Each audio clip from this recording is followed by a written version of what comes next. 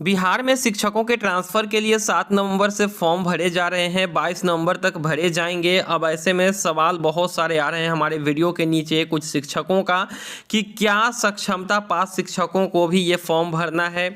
और एक शिक्षक ने ये भी लिखा था कि हमने गलती से फॉर्म भर दिया है, उसको रिजेक्ट कैसे करें। तो आज के इस वीडियो में देखेंगे प्रूफ के साथ कि क्या सक्षमता उत्तीर्ण शिक्षकों को ट्रांसफ़र फॉर्म भरना है या फिर नहीं भरना है। भरेंगे तो फिर क्या हो सकती है दिक्कत, या फिर अगर नहीं भरते हैं तो फिर क्या होगा, चलिए समझते हैं। तो सबसे पहले बात करेंगे यहाँ पर ट्रांसफ़र पॉलिसी की, जो कि 7 अक्टूबर को रिलीज़ की गई शिक्षा विभाग के तरफ से, और उसमें इन्होंने जिक्र ज़रूर किया है। आप यहाँ पर देख सकते हो कि नियमित शिक्षक बीपीएससी टीआरई 1, 2 शिक्षक हैं उनके द्वारा पदस्थापन विकल्प हेतु नहीं देने पर उनके स्थानांतरण पर विचार नहीं किया जाएगा। और उसके बाद ही 12 के ख में यहाँ पे लिखा गया है कि प्रथम चरण के इस स्थानांतरण या पदस्थापन की कार्रवाई में सक्षमता उत्तीर्ण शिक्षक एवं बीपीएससी टीआरई 1 या फिर 2 टीआरई शिक्षक इन्होंने कहा है तो 1, 2 दोनों आ जाते हैं, उनके लिए राज्य स्तरीय वरीयता के आधार पर अवसर प्रदान किए जाएंगे। तो यहाँ से जो है ये चीज़ क्लियर नहीं हो रहा है कि आखिर सक्षमता उत्तीर्ण शिक्षकों को अप्लाई करना है या फिर नहीं करना है। तो चलिए अब एक और जो नोटिफिकेशन आया था विभाग के तरफ से, जो कि हमें 4 नवंबर को देखने को मिला था, उस लेटर को थोड़ा सा यहाँ पर पढ़ते हैं और समझते हैं कि आखिर इसमें कहीं पे जिक्र अगर किया गया है या फिर नहीं। क्योंकि जो ट्रांसफ़र पॉलिसी आई थी उसमें बस उन्होंने जिक्र तो ज़रूर किया है, लेकिन भरना अनिवार्य है या फिर नहीं है वो वहाँ पर उन्होंने क्लियर नहीं किया था।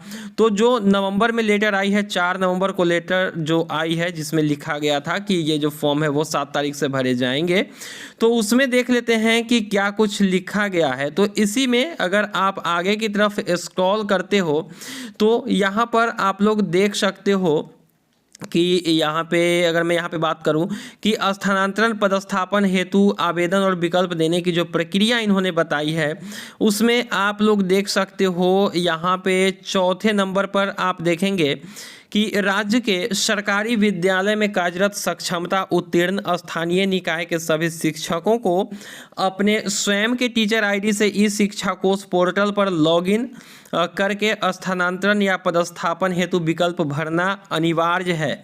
इन्होंने सक्षमता उत्तीर्ण शिक्षकों का जिक्र भी किया है और यहाँ पे लिखा भी गया है कि ये जो है विकल्प भरना अनिवार्य है। अब विकल्प नहीं देने की स्थिति में क्या होगा कि आपका जो वर्तमान पदस्थापन स्थान है उसको गृह जिला मानकर कहीं पर भी पदस्थापन कर दिया जाएगा। यानी कि उसके बाद अगला देखते हैं कि सक्षमता उत्तीर्ण स्थानीय निकाय के शिक्षक शिक्षिका द्वारा लॉगिन करने के बाद सक्षमता परीक्षा का आवेदन संख्या और रोल नंबर स्क्रीन पर स्वतः प्रदर्शित हो जाएगा। इससे पता चलता है कि सक्षमता उत्तीर्ण शिक्षकों को भरना अनिवार्य है। नहीं तो अगर आप ये फॉर्म नहीं भरते हैं तो जहां पर भी आप अभी पोस्टेड हैं उसको विभाग वर्तमान जिला जो है या फिर जहां पर भी आप पोस्टेड हैं उसको अपना गृह अनुमंडल जिला प्रखंड मानकर आपका पदस्थापन कहीं पर भी कर देगा।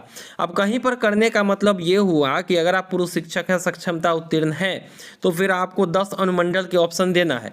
अगर आप ये फॉर्म भर के 10 अनुमंडल सेलेक्ट करते हैं तो वहां से ही कहीं पे आपकी पोस्टिंग होगी, और अगर नहीं करते हैं तो 101 अनुमंडल में से कहीं पर भी आपकी पोस्टिंग कर दी जाएगी। इन्होंने क्लियर लिखा हुआ है।